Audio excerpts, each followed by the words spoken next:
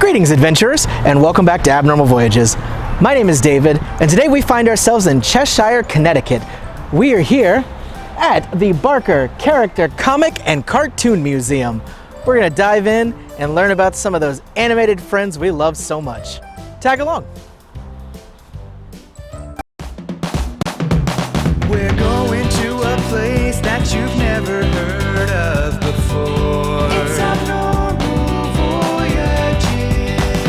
You're gonna learn something new. We're gonna open new doors. It's Abnormal Voyages.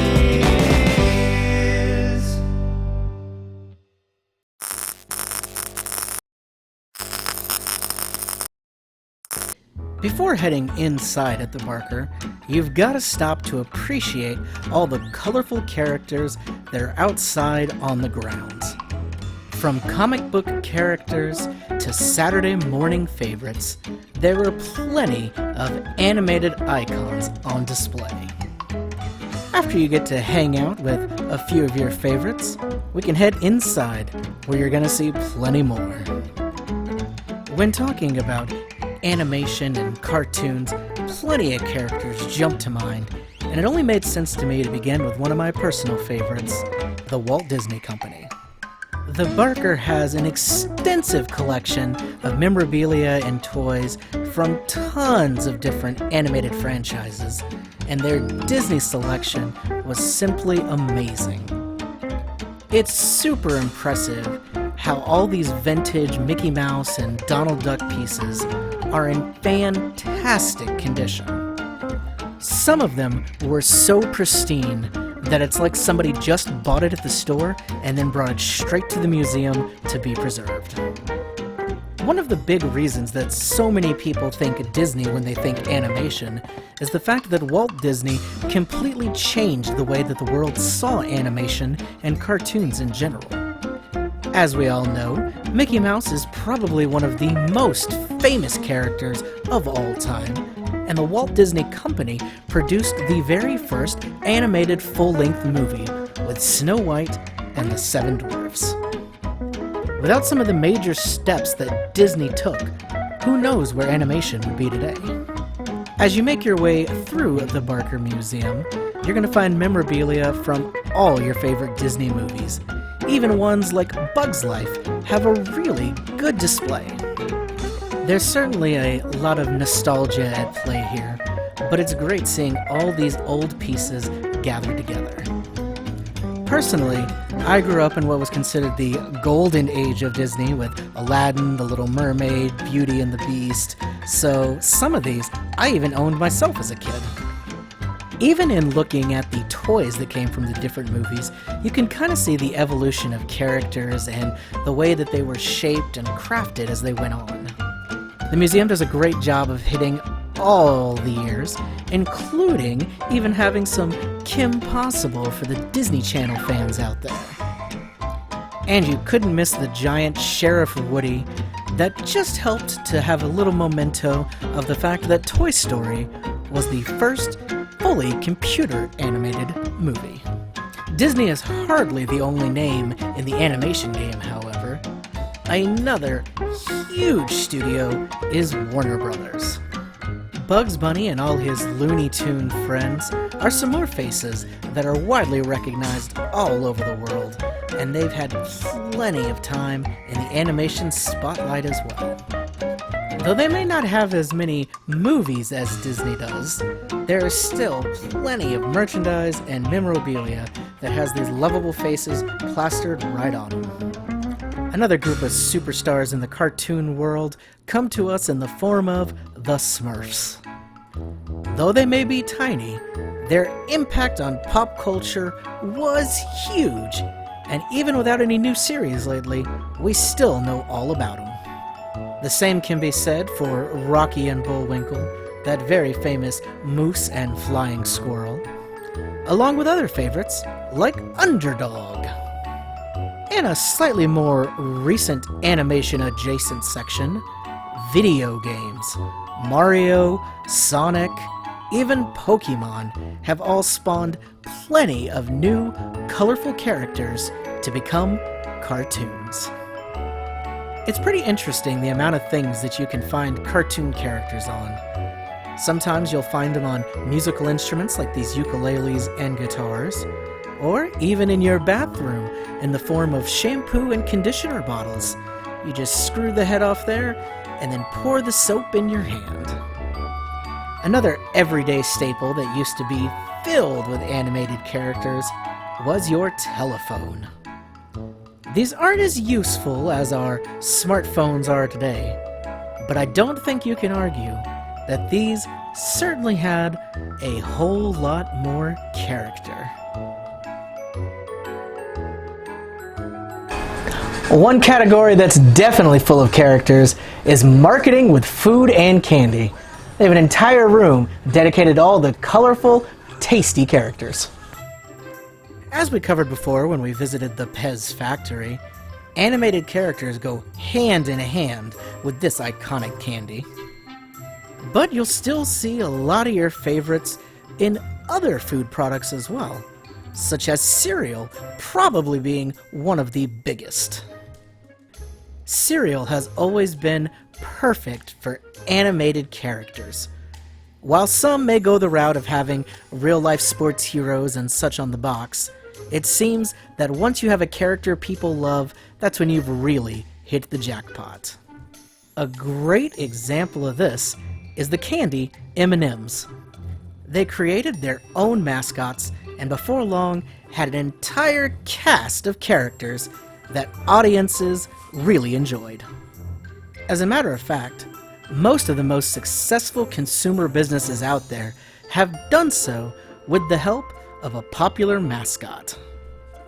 While cross-promoting and borrowing popular characters from TV shows and movies sometimes can yield great results, it seems even better when you create your very own mascot.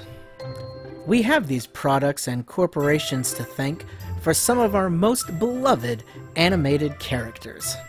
This display case features many of these mascots, such as Tony the Tiger, Elsie the Cow, the Coca-Cola Polar Bears, the Burger King King, the Noid from Domino's, Toucan Sam with his love of Fruit Loops. As a matter of fact, cereal in general really has some of the most colorful characters out there.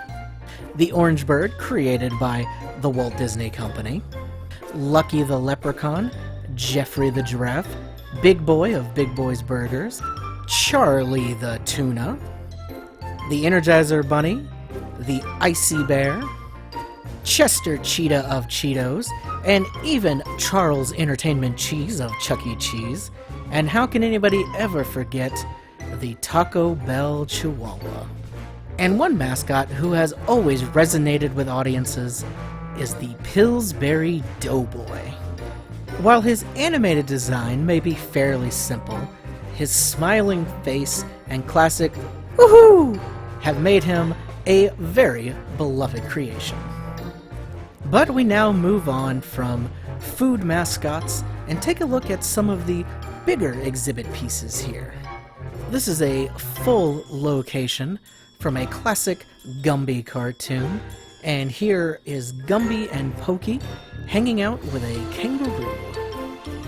Of course, Gumby was done as a claymation, which is a slight offshoot of animation, but still takes just as much skill and talent to successfully pull off. There's actually a really big section honoring different animated movies, and you can find everything from Beavis and Butthead to Chicken Run. Something really eye-catching here was this life-size model of Wall-E. Definitely a very cute little robot. We are here with animation's favorite family, the Simpsons.